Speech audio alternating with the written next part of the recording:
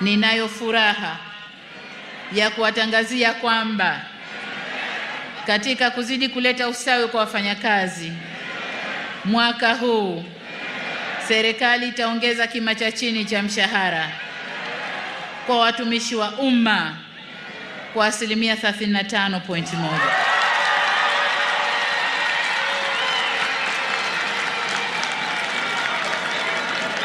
Wafanyakazi oye! Mshikamano, solidarity. Haya, tusikilize. Nyongeza hii itakayoanza kutumika mwezi Julai mwaka huu itaongeza kima cha chini cha mshahara kutoka shilingi 370,000 hadi shilingi 500,000.